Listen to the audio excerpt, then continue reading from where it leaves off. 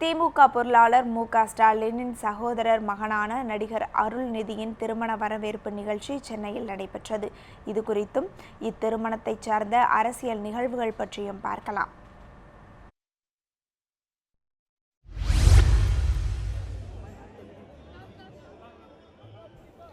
திமுக தலைவர் கருணாநிதியின் மகனும் திமுக பொருளாளர் மு.க.ஸ்டாலினின் சகோதரருமான மு.க. தமிழரசுவின் மகனும் நடிகருமான அருள்நிதியின் திருமணத்திற்கான அழைப்பை பல்வேறு அரசியல் கட்சி பிரமுகர்களுக்கு நேரில் சென்று விடுத்திருந்தார் ஸ்டாலின்.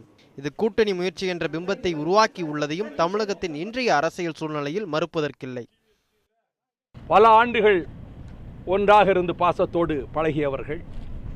எனவே இந்த நல்ல மகிழ்ச்சிகரமான தருணத்தில் அவர்கள் இல்லத்துக்கு வந்ததை நாங்கள் பெருமையாக கருதி நானும் மறுமலர்ச்சி திராவிட முன்னேற்றக் கழகத்தினுடைய முன்னணி தோழர்களும் அன்பு மலர் தூவி நாங்கள் வரவேற்றிருக்கிறோம். எந்த கட்சியாக இருந்தாலும் எதிர்க்கட்சியாக இருந்தாலும் அதை எதிரி கட்சியாக பார்க்கக்கூடாது என்ற ஒரு நிலைப்பாடு கொஞ்சம் கொஞ்சமாக தமிழகத்தில் ஒரு ஆரோக்கியமான அரசியல் சூழ்நிலை நிலவி வருகிறது என்றே நான் நினைக்கிறேன். வைகோ, விஜயகாந்த், ஈ.வி.கே. இளங்கோவன், தமிழிசை சவுந்தரராஜன், ராமதாஸ், அன்புமணி ராமதாஸ், சுப்பிரமணியன் சாமி என வரிசையாக மற்ற கட்சி தலைவர்களுக்கு அழைப்பு விடுத்த நிலையில் திருமண வரவேற்பிற்கு ராமதாஸ் வருகை தந்திருந்தார்.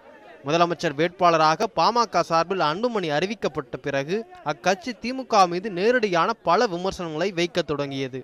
இருப்பினும் அன்புமணியுடனான ஸ்டாலினின் சந்திப்பு கூட்டணி குறித்து சுமூக எண்ணத்தை ஏற்படுத்தும் எனவும் பலர் கருதினர். ஆனால் அன்புமணி தனது ஃபேஸ்புக்கில் ஸ்டாலின் உடனான சந்திப்பால் கூட்டணி ஏற்படாது, திமுகவை எதிர்ப்பதிலிருந்து பாமக பின்வாங்காது என்று குறிப்பிட்டிருந்தார்.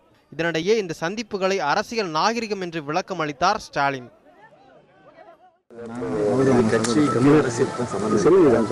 இது ஒரு பண்பாடு. எப்படி வட மாநிலங்கள் எல்லா கட்சிகளும் தேர்தல் நேரங்களில் அல்லது பாராளுமன்றத்தில் அல்லது அரசியல் நோக்கத்தோடு பல பிரச்சனைகளை வாதிடுவது போரிடுவது இருந்தாலும், ஆனால் தங்களுடைய இல்ல நிகழ்ச்சி என்று வருகிற போது அவர்கள் அனைவரும் ஒன்று சேர்வது என்பது வழக்கமாக இருந்து கொண்டிருக்கிறது. அந்த நிலை தமிழகத்திற்கும் வர வேண்டும் என்பதுதான் இன்றைக்கு இருக்கக்கூடிய முக்கியமான நிகழ்வு. நடைபெறவிருக்கும் திருமண நிகழ்விலும் பல்வேறு அரசியல் கட்சி பிரமுகர்கள் பங்கேற்பார்கள் என்று எதிர்பார்க்கப்படுகிறது. அரசியல் நாகரிகம் என்ற விதத்தில் இந்த திருமண அழைப்பு குறித்து கூறப்பட்டாலும் தமிழக அரசியலில் நாளும் ஏற்பட்டு வரும் மாற்றங்களும் சூழலும் கூட்டணி அரசியல் குறித்தே பேச வைக்கிறது. வரும் சட்டசபை தேர்தலில் அனைத்து கட்சிகளும் ஒரு வெற்றி கூட்டணியை எதிர்பார்க்கிறது. அந்த விதத்தில் இந்த திருமண அழைப்பு கூட்டணிக்கு ஒரு புள்ளியாக இருக்கலாமே தவிர அதுவே பெரும் முடிவாக அமையாது. மகா தமிழ் பிரபாகரன், நியூஸ் 7 தமிழ், சென்னை.